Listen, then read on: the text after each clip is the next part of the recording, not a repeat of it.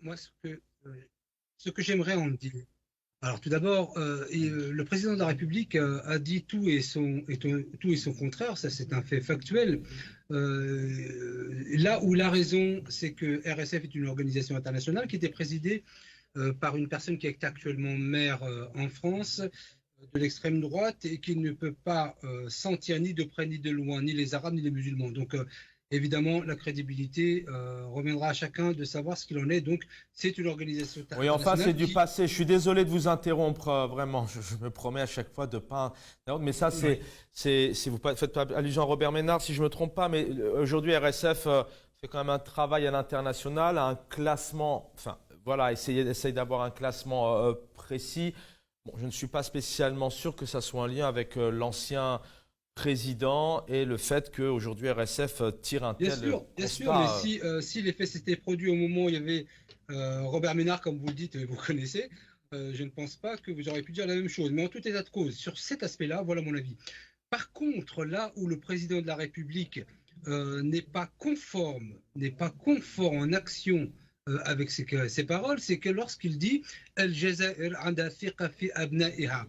Et ça, Monsieur le Président, ce n'est pas vrai. Ce n'est absolument pas vrai, puisque ça va un peu dans le droit fil de la question des médias, où une loi a été votée par le Parlement, une loi particulièrement fasciste en ce qui concerne les médias, et qui interdit, en l'occurrence, aux binationaux dont moi, par exemple, qui suis né en France, et ce n'est pas de ma faute, puisque je n'étais pas né pendant les accords d'Évian, je n'ai pas donné mon avis. Donc, ça,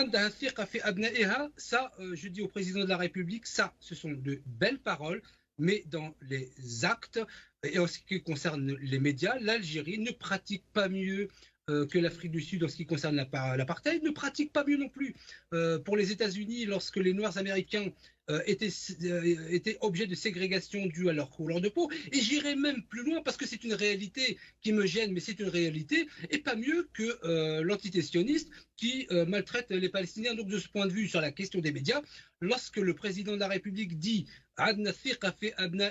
j'aimerais bien que ce soit vrai dans les faits et ne pas voter des lois qui empêchent, parce que la question de la liberté de la presse s'impose de fait sur pourquoi est-ce que le Parlement voterait une loi particulièrement fasciste sur la question des médias et qui interdirait aux binationaux qui sont nés particulièrement à l'étranger et qui n'ont rien fait à l'Algérie de ce point de vue, la liberté de la presse de ce point de vue s'analyse, je dirais même plus largement. Donc si on a une mesure fasciste, et nous verrons bien la Cour constitutionnelle ce qu'elle en dira, puisque j'ai écrit à toutes ces institutions, et à savoir si moi, en tant qu'Algérien, alors peut-être que je suis un sous-Algérien, donc je demanderai au président de la République à quel pourcentage je suis un Algérien et pourquoi est-ce que je n'aurais pas le droit de créer un média, ce que j'ai fait.